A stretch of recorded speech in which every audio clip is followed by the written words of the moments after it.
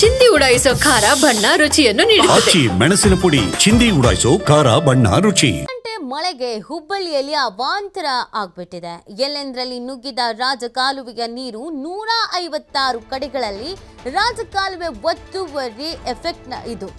ಕಾಲುವೆ ಒತ್ತುವರಿ ಮಾಡಿ ಬೃಹತ್ ಕಟ್ಟಡಗಳ ನಿರ್ಮಾಣ ಮಾಡಲಾಗಿತ್ತು. ಪ್ರತಿ ವರ್ಷ ಮಳೆ ಬಂದಾಗಲೆಲ್ಲ ಜನರಿಗೆ ಸಂಕಷ್ಟ ಎದುರಾಗ್ತಾ ಇತ್ತು. ಮಳೆ ಬಂದ್ರೆ ಕೊಳಚೆ ನೀರು ರಸ್ತೆಗಳಿಗೆ ಎಂಟ್ರಿ ಆಗ್ತಿತ್ತು. ಒತ್ತುವರಿ ಆದ್ರೂ ಪಾಲಿಕೆ ನಿರ್ಲಕ್ಷ್ಯ ಅಂತ ಆರೋಪಿಸಲಾಗ್ತಾ ಇದೆ.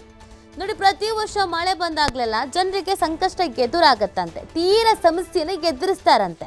ಅರ್ಧ ಗಂಟೆ ಮಳೆ ಬಂದಿದ್ದಕ್ಕೆ ಇಷ್ಟೆಲ್ಲ ಅವಾಂತರ ಆಗಿದ್ ಯಾಕೆ ಅಂತಂದ್ರೆ ರಾಜಕಾಲುವೆಯನ್ನು ಒತ್ತುವರಿ ಮಾಡ್ಕೊಂಡು ಬಿಟ್ಟಿದ್ದಾರೆ.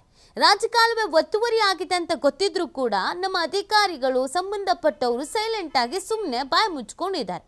ಅದಕ್ಕೆ ಇಷ್ಟೆಲ್ಲ ಅವಾಂತರಗಳು ಸೃಷ್ಟಿ ಆಗ್ತಾ ಇದೆ ಅಂತ ಇದೀಗ ಸಾರ್ವಜನಿಕರು ಆಕ್ರೋಶವನ್ನ ವ್ಯಕ್ತಪಡಿಸ್ತಾ ಇದ್ದಾರೆ. 156 ಕಡೆಗಳಲ್ಲಿ ರಾಜಕಾಲುವೆಯನ್ನ ಒತ್ತುವರಿ ಮಾಡ್ಕೊಂಡಿದ್ದಾರಂತೆ.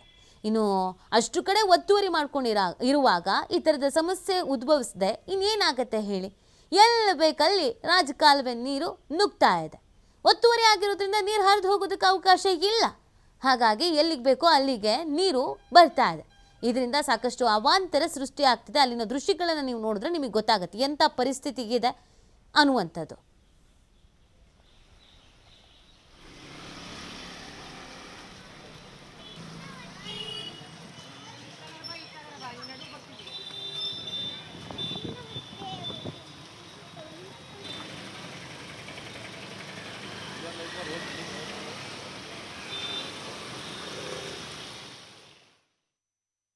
ಈಗೇನಾಗಿದೆ, ಹುಬ್ಬಳ್ಳಿ ಧಾರವಾಡ ಎಲ್ಲರೂ ಒಂದು ನಾವು ಬೇರೆ ಕಡೆ ನೋಡಿದ್ರೆ ಹುಬ್ಬಳ್ಳಿ ಒಂದು ಡ್ರೀಮ್ ಸಿಟಿ ಎಲ್ಲರೂ ಕನಸ್ಕೊಂಡಾರೆ. ಹುಬ್ಬಳ್ಳಿ ಹಂಗಿರ್ಬೇಕು ಹಿಂಗಿರ್ಬೇಕು. ಆದರೆ ಇದು ವಾತಾವರಣ ಬೇರೆನೇ ಚೇಂಜ್ ಐತಿ.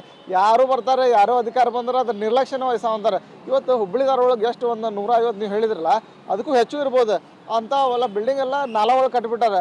ಅದು ಇವತ್ತೇನಾಗೈತಿ, ನಮ್ಮ ಹುಬ್ಬಳ್ಳಿ ಧಾರವಾಡ ಅಂಡರ್ ಎಸ್ಟಿಮೇಟ್ ಮಾಡಂತಾರೆ. ರಾಜ್ಯ ಸರ್ಕಾರ ಇರ್ಬೋದು, ಯಾರು ಇರ್ಬೋದು, ಅಂಡರ್ ಎಸ್ಟಿಮೇಟ್ ಮಾಡಿ ಅದೆಲ್ಲ ಐತೆ ಅಲ್ಲೇ 5 ವರ್ಷದಿಂದ ಸರ್ವೆ ಮಾಡಿದ್ರೆ ಇದೆಲ್ಲ ಒತ್ತುವರಿ ಆಗಿದ್ದೆಲ್ಲ ತೆಗಿಬೇಕು, ಕ್ಲೀನ್ ಮಾಡ್ಬೇಕು. ಒಂದೇನು ಪ್ಯಾಸೇಜ್ ಇವತ್ತು ಒಂದು ಸಣ್ಣ ಮಳೆ ಆಗಲಿ ರೀ ತುಂಬ ಹೆಳ ಅಂದ್ಬಿಟ್ಟೈತಿ. ಎಲ್ಲರಿಗೂ ಇಷ್ಟು ಸಾರ್ವಜನಿಕ ಇಷ್ಟು ತೊಂದರೆ ಆಗಿತ್ತು ಅಂದ್ರೆ ಭಾಳ ಆತಂಕ ಸ್ಥಿತಿ ಒಳಗೈತಿ. ಎಷ್ಟೋ ಮಂದಿ ಸಣ್ಣ ಮಗುವಿಗೂ ಹೋಗಿ ಸಿಕ್ಕೊಂಡು ಪರಿಸ್ಥಿತಿ ಬಂದೈತಿ. ಆಮೇಲೆ ಇವತ್ತೇನಾಗೈತಿ, ಅಲ್ಲಿ ಹೊಲಸು ನಾರಾಕೊಂಡ್ಬಿಟ್ಟೈತಿ. ಯಾರು ಹುಬ್ಬಳ್ಳಿ ಮನೆ ಬಿಟ್ಟು ಹೊರಗೆ ಬರುವಂಥ ಪರಿಸ್ಥಿತಿ ಇಲ್ಲ ಇವತ್ತು ಮಳೆ ಬಂತಂದ್ರೆ. ಇದು ತಕ್ಷಣ ಇದು ರಾಜ್ಯ ಸರ್ಕಾರ ಇವರೆಲ್ಲನೂ ಕ್ರಮ ತಗೊಂಡು ಅದು ಸರ್ವೆ ಅಂದ್ರೂ ಮಾಡ್ಯಾರ. ನೀವು ಹೇಳಿದಾಗ ಸರ್ವೆ ಮಾಡಿರ್ಬೋದು. ಮತ್ತೊಂದು ಸರ್ವೆ ಮಾಡಿ ಅದು ಏನೇನೈತಲ್ಲ ಅದ್ರ ಕರೆಕ್ಟ್ ಕ್ಲೀನ್ ಮಾಡಿ ಮತ್ತೊಂದು ಪ್ಯಾಸೇಜ್ ಎಲ್ಲ ಕ್ರಿಯೇಟ್ ಮಾಡಿ ಕೊಡ್ಬೇಕಂತೇಳಿ ಈ ಸಂದರ್ಭದಲ್ಲಿ ಸಾರ್ವಜನಿಕ ಒಳ್ಳೇದಾಗಲಿ ಅಂತೇಳಿ ಕೇಳ್ಕೊತೀನಿ. ಈಗೇನಾಗಿದೆ, ಹುಬ್ಬಳ್ಳಿ ಧಾರವಾಡ ಎಲ್ಲರೂ ಒಂದು ನಾವು ಬೇರೆ ಕಡೆ ನೋಡಿದ್ರೆ ಹುಬ್ಬಳ್ಳಿ ಒಂದು ಡ್ರೀಮ್ ಸಿಟಿ. ಈಗೆಲ್ಲ ತಮ್ಗೆ ಗೊತ್ತಿರುವಂಗೆ ನೀವು ನನಗೆ ಮಧ್ಯಾಹ್ನ 2 ಗಂಟೆಯಿಂದ ನಿಮ್ಮ ಮಾಧ್ಯಮ ಮಿತ್ರರು, ದೂರದರ್ಶನ ಮಿತ್ರರು ಎಲ್ಲರೂ ನಮ್ಮ ಡೆಪ್ಟಿ ಮೇಯರ್ ಆಗಲಿ, ನಾವಾಗಲಿ, ಆಮ್ಯಾಗೆ ನಮ್ಮ ಅಭಿವೃದ್ಧಿ ಕಮಿಷನರ್ ಇವರೆಲ್ಲರೂ ಕೂಡ್ಕೊಂಡು ನಾವು ಇವತ್ತು ಹುಬ್ಬಳ್ಳಿ ಒಳಗೆ ಏನೇನು ಮುಂಜಾಗ್ರತೆ ಕ್ರಮ ತೊಗೊಳ್ಬೇಕು ಅನ್ನೋದ್ರ ಬಗ್ಗೆ ತಮಗೆ ಇವತ್ತು ತೋರಿಸ್ಲಿಕ್ಕೆ ಇವತ್ತು ಬಂದಿದ್ದೀವಿ. ನಾವು ಬೆಳಗ್ಗೆ ನೀವು 2 ಗಂಟೆಗೆ ಬಂದಾಗ ನಿಮಗೆ ದೇಶಪಾಂಡೆ ನಗರದ ಅಲ್ಲ ನಾನು ನೋಡಿರ್ಬೇಕು. ಅಲ್ಲೇ ಹೋದ ಸಲ ಮಳೆ ಬಂದು ಸುಮಾರು ಅಂಗಡಿಗಳು ನೀರಾಗಿ ನಿಂತಿದ್ವು. ಅದನ್ನು ಮನ್ಕೊಂಡು ಈ ಸಲ ಏನು ಮಾಡ್ತೀವಿ, ಮಳೆಗಾಲಕ್ಕಿಂತ ಪೂರ್ವವಾಗಿ ಅದನ್ನು ವರ್ಕ್ ಚಾಲೂ ಮಾಡೋಂತ ಮಾಡಿದ್ದೀವಿ. ಅಲ್ಲಿ ಅಂಗಡಿಕಾರರವರು ಭಾಳ ಸಂತೋಷ ಹೇಳ್ತಿರಲ್ಲ, ನೀವು ಮಾಡಿದ್ದು ಚಲೋ ಆಯ್ತು. ಹೋದ ಸಲ ಇದರಿಂದ ನಾವು ಭಾಳ ಅನಾಹುತ ಆಗಿದ್ದು, ನಮ್ಮ ಸಾರ್ವಜನಿಕ ಬದುಕು ಭಾಳ ಗಂಭೀರ ಆಗಿತ್ತು ಅನ್ನೋ ಮಾತನ್ನು ಹೇಳಿದರು. ಸೆಕೆಂಡ್, ಇಲ್ಲಿ ಕಂಬ್ರಿಪೇಟೆಗೆ ಬಂದ್ವಿ. ಕಂಬ್ರಿಪೇಟೆಗೆ ಬಂದು ತಾವೆಲ್ಲ ನೋಡಿದ್ರಿ, ಅಲ್ಲೇ ಪೊಲಿಟಿಷಿಯನ್ದು ಏನು ನಾಲಾ ಕಟ್ಟಿದ್ದಾರೆ. ಅಲ್ಲಿ ನಮ್ಮದೆಲ್ಲ ಇಲ್ಲಿಂದ ಗಣೇಶಪೇಟೆಯಿಂದ ಬರುವಂಥದ್ದು, ನಮ್ಮ ಲ್ಯಾಮೆಂಟಿಂಗ್ ರೋಡ್ ಬರುವಂಥ ನೀರೆಲ್ಲ ಅಲ್ಲಿ ಬಂದು ಬಾಟಲ್ ನೆಕ್ ಆಗಿದೆ. ಅದನ್ನು ಪೊಲಿಟಿಷಿಯನ್ ಸ್ಥಳಾಂತರ ಮಾಡಿ ಅದನ್ನು ತೆಗಿಬೇಕಂತ ಕ್ರಮ ಈಗ ತೊಗೊಂಡ್ರೆ ಅಲ್ಲಿ ಬಾಟಲ್ ನೆಕ್ ತೆಗೆದ್ರೆ ಇಡೀ ನೀರೆಲ್ಲ ಇಲ್ಲಿ ನೇಕಾನಗರ ಇಲ್ಲಿ ಎಂಡಿಗೆ ಬರ್ತೈತೆ ಅನ್ನೋದು ಒಂದು ಬರುವಂಥ ಪದ್ಧತಿ ಇದೆ. ಅದಕ್ಕೆ ಈ ನೇಕಾನಗರದಾಗ ಇಲ್ಲಿ ಏನು ಹಳೆ ಪದ್ಧತಿನ ನಮ್ಮ ಬ್ರಿಡ್ಜ್ ಅದ, ಈ ಪೈಪ್ ಹಾಕಿದಂತ ಅದನ್ನು ದೊಡ್ಡದು ಮಾಡಿದರೆ ಅಲ್ಲಿ ಈ ಸದ್ಯದ ಮಟ್ಟಿಗೆ ಅದನ್ನು ಕ್ಲೀನ್ ಮಾಡಿದ್ರೆ ನೀರು ಹೊರಗೆ ಹೋಗ್ತದೆ. ಅದನ್ನು ಆ ಪೈಪ್ಲೈನ್ ಎಲ್ಲ ಅಗಲೀಕರಣ ಮಾಡಿದರೆ ನೀರು ಸರಳವಾಗಿ ಹುಬ್ಬಳ್ಳಿ ನೀರು ಸುಮಾರು ಒಂದು 2 ಕೋಟಿ ಮ್ಯಾಗ ನಾವು ಅದನ್ನು ಖರ್ಚು ಮಾಡ್ತಾ ಇದ್ದೀವಿ ಈಗೆಲ್ಲ. ಅದಕ್ಕೆ ಸಂಬಂಧಪಟ್ಟಂತೆ ನಮ್ಮ ಪ್ರತಿನಿಧಿ ಯಲ್ಲಪ್ಪ ಒಂದು ವಾಕ್ ಥ್ರೂ ನಡೆಸಿದ್ದಾರೆ, ನೋಡೋಣ ಬನ್ನಿ.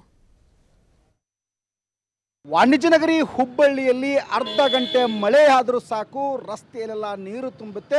ಹುಬ್ಬಳ್ಳಿಯೇ ಇಲ್ಲಿ ಅಂದರೆ ಸಂಪೂರ್ಣವಾಗಿ ಮುಳುಗಿ ಹೋಗುತ್ತೆ. ಇದಕ್ಕೆ ಮೂಲ ಕಾರಣ ಏನು ಅಂದರೆ ರಾಜಕಾಲುವೆ. ಈ ರಾಜಕಾಲುವೆ ಸುಮಾರು ಇಲ್ಲಿ ಅಂದರೆ 30 ವರ್ಷಗಳಿಂದ ಒತ್ತುವರಿಯಾಗಿದೆ.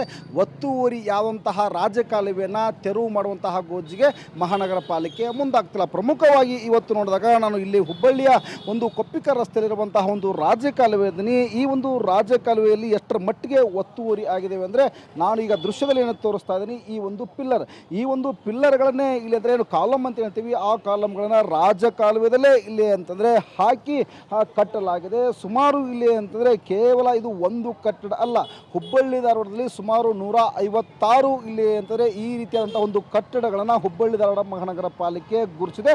ಇವುಗಳನ್ನು ತೆರವು ಮಾಡಬೇಕಾಗಿದೆ. ಯಾಕಂದರೆ 2000 ಇಲ್ಲಿ ಅಂತಂದರೆ 21ರಲ್ಲೇ ಇಲ್ಲಿ ಅಂದರೆ ಹುಬ್ಬಳ್ಳಿ ಧಾರವಾಡದಲ್ಲಿ ದೊಡ್ಡ ಮಳೆ ಆಗುತ್ತೆ. ದೊಡ್ಡ ಮಳೆ ಆದಂತಹ ಎಚ್ಚೆತ್ತುಕೊಂಡಂತಹ ಮಹಾನಗರ ಪಾಲಿಕೆ ಅವಾಗ ಇಲ್ಲಿ ಅಂತ ಒಂದು ಸರ್ವೆ ಕಾರ್ಯಕ್ಕೆ ಮುಂದಾಗುತ್ತೆ. ಎಲ್ಲೆಲ್ಲಿ ರಾಜಕಾಲುವೆ ಒತ್ತುವರಿ ಆಗಿದ್ದನ್ನು ಅದನ್ನು ತೆರವು ಮಾಡಬೇಕು, ಎಲ್ಲೆಲ್ಲಿ ಒತ್ತುವರಿ ಆಗಿದೆ ಅದನ್ನು ಗುರುತಿಸಬೇಕು ಅಂತೇಳಿ ಇಲ್ಲಿ ಅಂತ ಗುರುತು ಮಾಡಲು ಮುಂದಾಗುತ್ತೆ. ಅವಾಗ ಮಹಾನಗರ ಪಾಲಿಕೆ ಗೊತ್ತಾಗಿದ್ದು ಏನಂದರೆ ಸುಮಾರು ಒಂದಲ್ಲ ಎರಡಲ್ಲ 156 ಇಲ್ಲಿ ಅಂತಂದರೆ 2 ಅಂತಸ್ತಿನ 3 ಅಂತಸ್ತಿನ ಕಟ್ಟಡಗಳು ರಾಜಕಾಲುವೆ ಮೇಲೆ ತಲೆ ಎತ್ತಿವೆ. ಆ ತಲೆ ಎತ್ತಿದನ್ನು ತೆರವು ಮಾಡಬೇಕು ಅಂತೇಳಿ. ಆದರೆ ಇಲ್ಲಿವರೆಗೂ ಅಂತಂದರೆ ಮಹಾನಗರ ಪಾಲಿಕೆ ಈ ಒಂದು ತೆರವು ಕಾರ್ಯಾಚರಣೆಗೆ ಮುಂದಾಗ್ತಲ್ಲ. ಹೀಗಾಗಿ ವಾಣಿಜ್ಯ ನಗರಿ ಹುಬ್ಬಳ್ಳಿಯಲ್ಲಿ ಸ್ವಲ್ಪ ಇಲ್ಲಿ ಅಂತಂದರೆ ಅರ್ಧ ಗಂಟೆಗಳ ಕಾಲ ಇಲ್ಲಂದರೆ ಮಳೆ ಆಗಿದ್ದೇ ಆದರೆ ಇಲ್ಲಿ ಅಂದರೆ ಸಂಪೂರ್ಣವಾಗಿ ರಾಜಕಾಲುವೆ ತುಂಬಿ ಹೋಗುತ್ತೆ. ಯಾಕಂದರೆ ಈ ಏನು ಪಿಲ್ಲರ್ಗಳೇನು ಹಾಕಿದರೆ ಆ ಪಿಲ್ಲರ್ಗಳಿಗೆ ಇಲ್ಲಿ ಅಂತಂದರೆ ಇಲ್ಲಿ ಹಾಕಿರುವಂತಹ ಕಸ ಇಲ್ಲಿ ಅಂತಾರೆ ಅದಕ್ಕೆ ಬಂದು ಅಡ್ಡಗೋಡೆ ಅಂತ ನಿಂತು ಬಿಡುತ್ತೆ. ಇದೇ ಒಂದು ನಿಲ್ಲುವ ಕಾರಣ ಇಲ್ಲಿ ಅಂದರೆ ಆ ನೀರು ಇಲ್ಲಿ ಮೇಲ್ಗಡೆ ಬರುತ್ತೆ. ಮೇಲ್ಗಡೆ ಬರೋದ್ರಿಂದ ಇದೆಲ್ಲವೂ ಇಲ್ಲಿ ಅಂತಂದರೆ ನೀರು ತುಂಬಿ ಬರೋದ್ರಿಂದ ಹುಬ್ಬಳ್ಳಿ ಧಾರವಾಡ ಜನತೆ ಇವತ್ತು ಸಂಕಷ್ಟದಲ್ಲಿ ಮುಳುಗಿ ಹೋಗ್ತಾರೆ. ಹುಬ್ಬಳ್ಳಿ ಧಾರವಾಡ ಮಹಾನಗರ ಪಾಲಿಕೆಯ ಮೇಯರ್ ರಾಮಣ್ಣ ಬಡಿಗೇರ್ ಕಳೆದ 2 ದಿನಗಳ ಹಿಂದ್ಗಡೆ ಅಷ್ಟೇ ಇಲ್ಲಿ ಅಂತಂದರೆ ಒಂದು ಸಿಟಿ ರೌಂಡ್ ಮಾಡಿದ್ರು. ಆ ಸಿಟಿ ರೌಂಡ್ ಮಾಡುವ ಮುಖಾಂತರ ಎಲ್ಲಿ ರಾಜಕಾಲುವೆ ಒತ್ತುವರಿ ಆಗಿದೆ ನಾವೆಲ್ಲರನ್ನೂ ಇಲ್ಲಿ ತೆರವು ಕಾರ್ಯಾಚರಣೆ ಮಾಡ್ತೀವಿ ಅಂತೇಳಿ ಕೇವಲ ಬಾಯಿ ಮಾತ್ರ ಹೇಳಿದ್ರು. ಆದರೆ ಇಷ್ಟೊಂದು ದೊಡ್ಡ ಮಟ್ಟದಲ್ಲಿ ಇಲ್ಲಿ ಅಂತಂದರೆ ಬೃಹತ್ ಅಂತ ಒಂದಲ್ಲ ಎರಡಲ್ಲ 156 ಕಟ್ಟಡಗಳು ಈ ರೀತಿಯಾಗಿ ಅನಧಿಕೃತವಾಗಿ ತಲೆ ಎತ್ತಿ ನಿಂತಿವೆ. ಆದರೂ ಇವುಗಳನ್ನು ತೆರವು ಕಾರ್ಯಾಚರಣೆ ಮಾಡಲಿಕ್ಕೆ ಮಹಾನಗರ ಪಾಲಿಕೆ ಮುಂದಾಗ್ತಿಲ್ಲ. ಇದಕ್ಕೆಲ್ಲವೂ ಕಾರಣ ಏನಂದರೆ ಅಧಿಕಾರಿಗಳೆಲ್ಲರೂ ಸಹ ಇವತ್ತು ಗಾಢ ನಿದ್ರೆಯಲ್ಲಿ ಮುಳುಗಿ ಹೋಗಿದ್ದಾರೆ. ಅದೇ ಒಂದು ಕಾರಣಕ್ಕೆ ಇಲ್ಲಿ ಈ ಒಂದು ಗೋಜಿಗೆ ಅಂದರೆ ತೆರವು ಕಾರ್ಯಾಚರಣೆ ಮುಂದಾಗ್ತಲ್ಲ. ಆದರೆ 2011ರಿಂದ ಇದನ್ನು ಇಲ್ಲಿ ಅಂದರೆ ಒತ್ತುವರಿಗೂ ಯಾರು ಒತ್ತುವರಿಯಾಗಿ ಕಟ್ಟಡವನ್ನು ಇಲ್ಲಿ ಕಟ್ಟಿಕೊಂಡಿದ್ದಾರೆ ಆ ಕಟ್ಟಡಕ್ಕೆ ಇಲ್ಲಿ ಅಂದರೆ ಟ್ಯಾಕ್ಸನ್ನು ತುಂಬಿಕೊಂಡಿಲ್ಲ, ನವೀಕರಣ ಸಹ ಮಾಡಿಲ್ಲ. ಆದರೆ ಮಹಾನಗರ ಪಾಲಿಕೆ ಇನ್ನಾದರೂ ಎಚ್ಚೆತ್ತುಕೊಳ್ಬೇಕು. ಈ ರಾಜಕಾಲುವೆ ಯಾಕಂದರೆ ಇಲ್ಲಿ ಅನಧಿಕೃತವಾಗಿ ರಾಜಕಾಲುವೆ ಮೇಲೆ ಇಲ್ಲಿ ಅಂತಾರೆ 156 ಕಟ್ಟಡಗಳು 2 ಅಂತಸ್ತಿನ 3 ಅಂತಸ್ತಿನ ಕಟ್ಟಡಗಳು ತಲೆ ಎತ್ತಿ ನಿಂತಿವೆ. ಏನಾದರೂ ಅತಿ ಹೆಚ್ಚು ಮಳೆಯಾದರೆ ಇಲ್ಲಿ ಏನಾದರೂ ಅವಘಡಗಳಾದರೆ ಇದಕ್ಕೆ ಹೊಣೆ ಯಾರಾಗ್ತಾರೆ? ಹೀಗಾಗಿ ಮಹಾನಗರ ಪಾಲಿಕೆ ಇನ್ನಾದರೂ ಎಚ್ಚೆತ್ತುಕೊಂಡು ಯಾರು ಇವತ್ತು ಅನಧಿಕೃತವಾಗಿ ರಾಜಕಾಲುವೆ ಮೇಲೆ